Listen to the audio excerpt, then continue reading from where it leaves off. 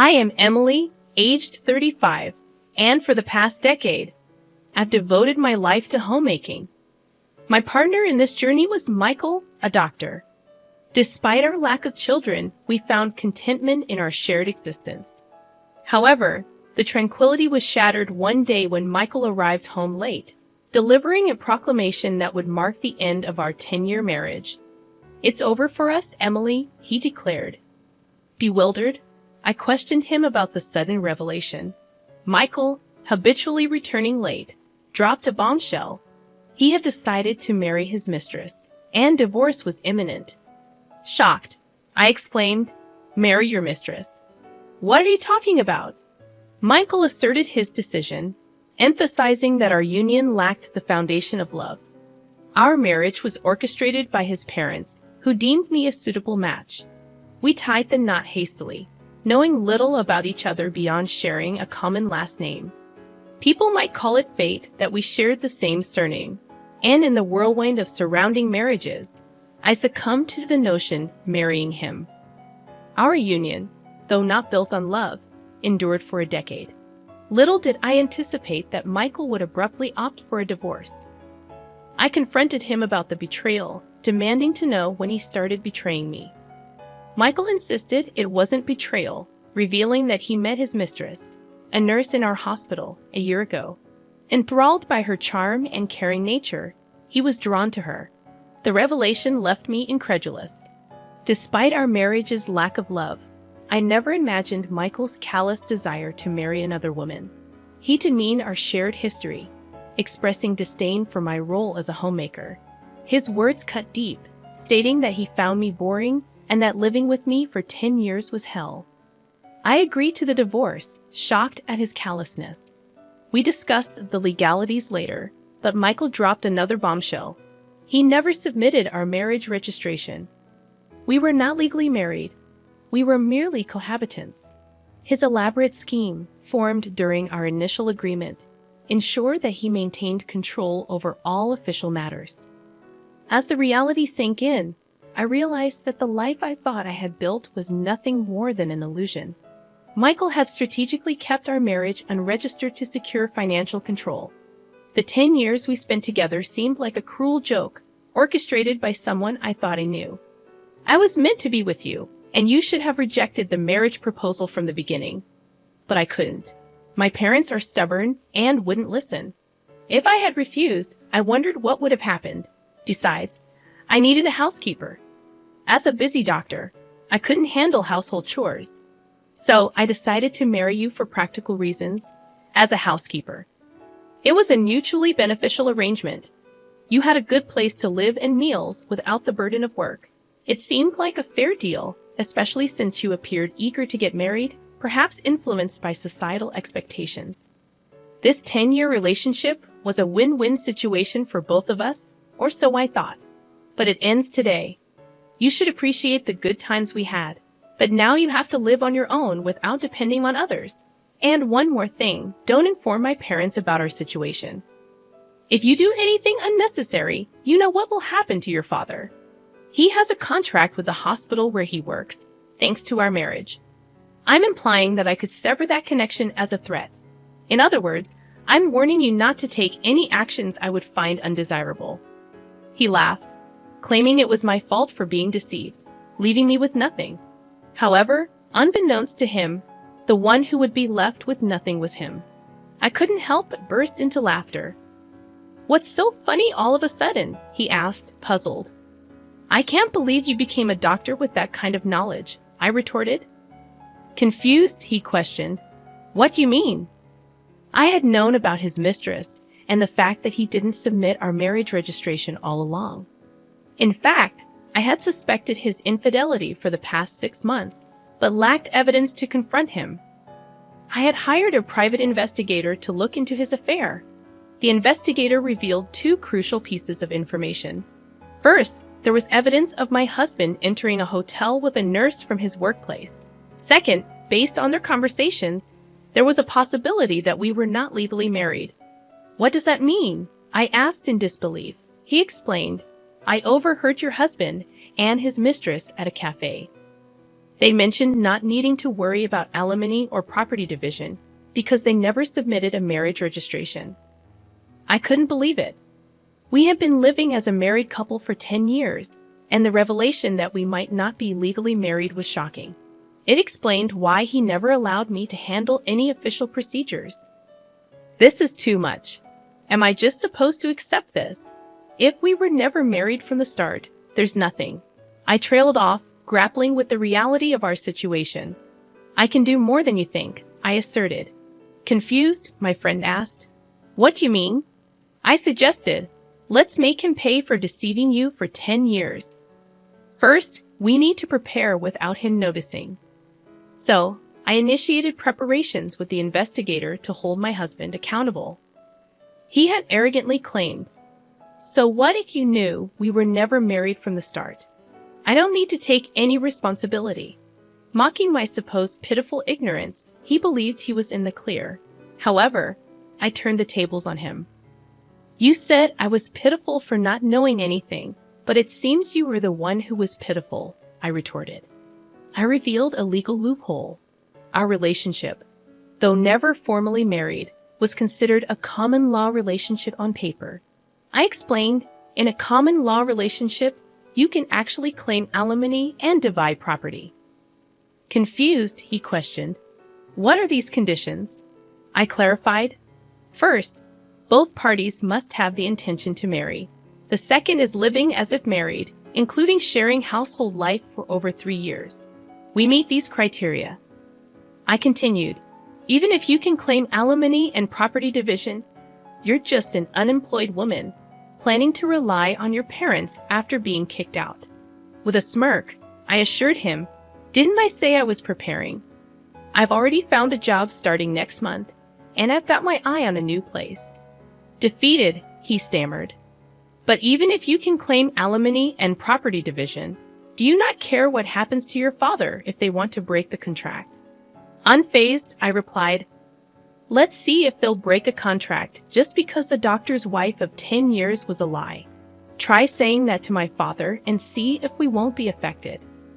As I took out my phone to inform my parents of the impending end to our relationship, he panicked.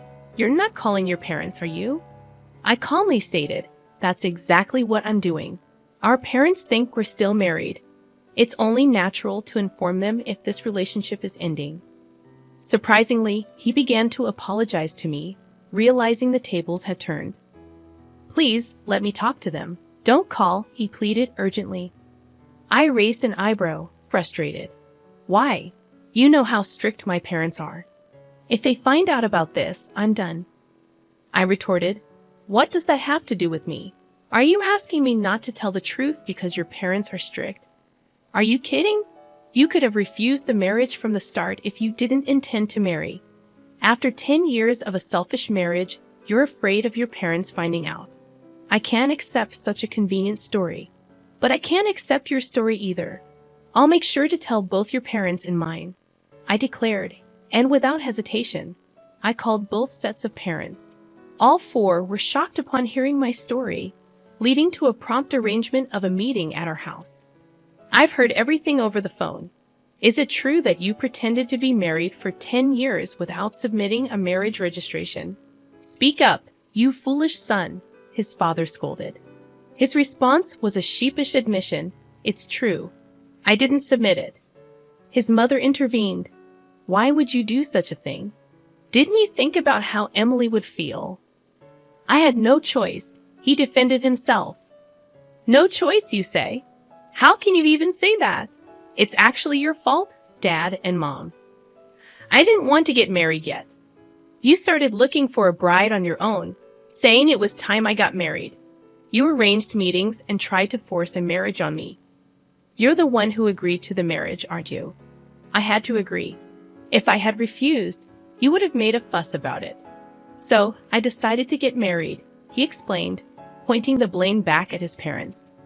His father questioned, "If you were resolved to marry, why didn't you submit the marriage registration?"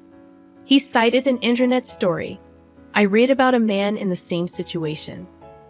He didn't want to marry but had to because of his parents. He lived a married life, without submitting the registration and revealed the truth when he found someone he truly loved. That's appalling. What happened to that guy in the end? I asked. He's now married to the person he loves and has a real marriage. So, I too will marry my girlfriend and have a real marriage, he declared confidently. Then my parents spoke up. A real marriage, huh? Sure, you might not have had a love marriage, but do you remember what you said at the wedding?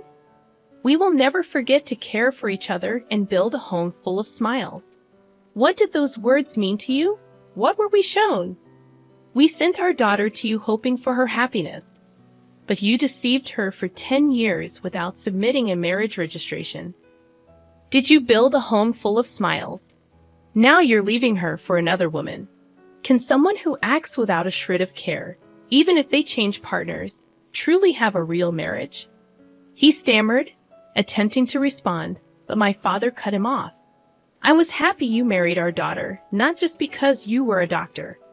I thought she could build a happy home with someone as sincere as you, but it seems we were mistaken and deceived. And you threatened our daughter. If she told us about this, you'd cut off the contract with our company. Seriously. If you're going to threaten our daughter, we'll cut off the contract ourselves. Be warned. We will tell the truth when asked. Why? If you do that, there will be rumors at the hospital, my father warned. His face paled at the unexpected turn of events, and he pleaded, please wait. This is getting out of hand. Let's just talk. But my father-in-law, furious, wasn't having it. Don't mess with us, he declared, grabbing my husband by the collar. We didn't raise you to be such a scoundrel. What were you thinking? Father, please stop. By not submitting the marriage registration, you might have thought you were doing yourself a favor, but because of your selfish actions, Emily was strung along for 10 years. I interjected, my voice firm. What were you thinking, causing such trouble to others? The living room fell silent as my father-in-law confronted my husband with these stern words. Faced with the weight of those accusations, my husband had nothing more to say. I spoke up, addressing my in-laws, Emily and your parents. I'm truly sorry for the trouble caused by this idiot. No, you parents shouldn't apologize. It's not your fault. However, it's partly our responsibility as parents for letting him act this way. For now, we'll take him home and make sure he doesn't continue his reckless behavior. We'll deal with the aftermath properly. We're very sorry for all this, my father-in-law admitted. With that, my husband was taken away by his parents, back to his childhood home. You've been through a lot. For now, you should come back home and rest. We'll think about what to do next later. You don't need to worry about anything right now, my parents assured me, expressing their concern. Thank you, but I won't go back home yet. I still have things I need to do. I declined their offer and chose to stay in my own home. What I had to do was prepare for the final settlement with my now ex-husband. Gathering evidence for our common law relationship, I was getting ready to claim alimony and divide our assets. A few weeks later, a meeting with a lawyer was arranged. However, even if I agreed to alimony, my ex-husband couldn't accept the idea of dividing his property. Why should I divide my property? She's been a homemaker for 10 years, never working a day. All the furniture, clothes, food. I paid for everything. Now you're telling me to hand over the money I worked hard for? The furniture I bought? He ranted, unable to accept that his money would be shared with me. The lawyer explained, yes, that's correct. The money you earned and the furniture are subject to property division. Why does it have to be like that? Who did the housework while you were working? Who cooked meals with the groceries you bought? He argued. That's irrelevant now. No, it's very relevant.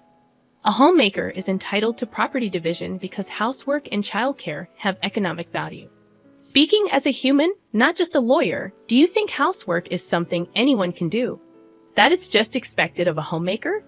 The reason you could live freely is because of her support. Don't get that wrong, the lawyer asserted. He was taken aback, and in frustration, he said, and this situation is a result of your actions, yet you have the audacity to be selfish. The lawyer responded, what do you say? Never mind. Anyway, she's entitled to half of the assets for property division. That's how it is. Regarding alimony, we intend to claim $100,000 from you, the lawyer continued. $100,000? Why so much for a relationship that wasn't even a marriage? He protested. It's precisely because you weren't married. Normally, alimony claims in common law relationships range from $10,000 to $40,000. However, in your case, you pretended to be married for 10 years and selfishly tried to kick her out when you found someone else. The amount is determined by the severity and duration of your actions. But still, you may think 10 years is just a short time, but it's longer than you realize. During that time, she devoted herself to you, believing you were a married couple. You have no right to complain after betraying her, the lawyer explained, presenting a strong case. Unable to counter this argument, he reluctantly agreed to my demands. I also sent a notice of claim for alimony to his mistress, thanks to the investigator who revealed her identity. As he had said, she was a nurse working at the same hospital. In a panic after being served with the alimony claim from me, she confronted him at the hospital with the notice I had sent. Wait a minute. This isn't what you told me. What do you want? I told you not to talk to me at the hospital. I got this from your wife. You said there wouldn't be any alimony because we weren't married. What's this all about? She questioned him. I later learned that their confrontation at the hospital had sparked quite a scene. Okay. Let's talk about this later, not here. There are too many people around. We'll both be in trouble if this turns into a rumor. He tried to defuse the situation. I don't care about that.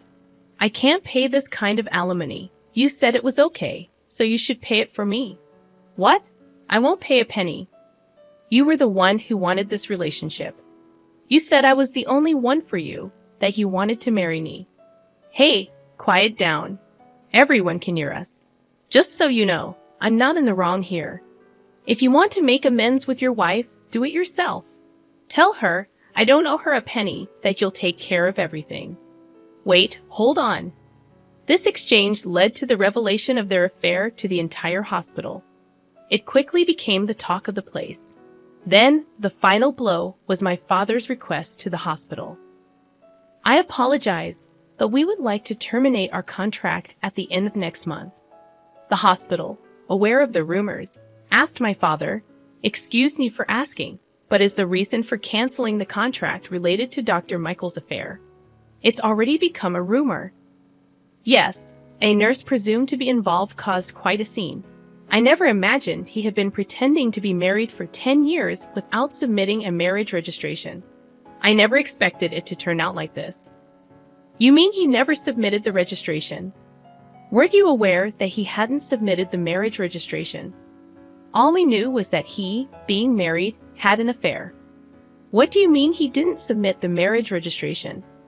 With my father's request, it was revealed that he had been deceiving me for 10 years by not submitting the marriage registration. This news spread among the other nurses. Dr. Michael deceived his wife for 10 years without submitting a marriage registration, and he had an affair with a nurse. How low? How could he do that? Can someone really not notice for 10 years? Apparently, Emily's maiden name was the same, and he managed all the official paperwork. That's scary. The rumors spread not only among hospital staff, but also to patients, and both Michael and his mistress received cold stares. Unable to endure, they soon resigned from the hospital. As my father told me, "Did you manage to get the alimony?" Yes, I received payments from both him and his mistress. She refused to pay until the end, claiming she was deceived. But the lawyer made it clear her argument wouldn't hold, and she reluctantly agreed to pay. That's good. What about you, Dad? Did the contract get canceled after all? No, that's off the table. He resigned, and since our company is trusted, the hospital asked us not to cancel the contract. We couldn't cancel it after they asked like that. That's a relief. Then I started a new life in a new place and was living happily. About a year and a half later, my ex-husband contacted me. "Is it true you got remarried?" I had married a man I met at work, and somehow he had found out. I wondered whose number this was, going through the trouble of changing your number just to contact me. Just answer my question. Yes, I got married. You betrayed me. Betray? We were never legally married, so I didn't think it would matter to you, right? That's a different matter. Indeed, things are different now. We're completely separated, so my marriage has nothing to do with you. Is that why you contacted me? After I said this, he seemed at a loss for words. Then he taunted. Of course, you're still unmarried, since you probably haven't submitted a marriage registration again. You're that kind of woman. But things weren't as he imagined. Unfortunately for him, my husband isn't the kind of person to do such terrible things. He knows all about your story, so to ensure I wouldn't feel anxious, we went to the office together to submit the registration. Sadly for you, things aren't as you thought. I can somewhat understand your wish for me to be unhappy, considering your own misery. But sorry, we're happily married. I told him this and hung up the phone. What kind of life he leads now, I don't know. But unless he changes his selfish nature, it's unlikely he'll ever find happiness.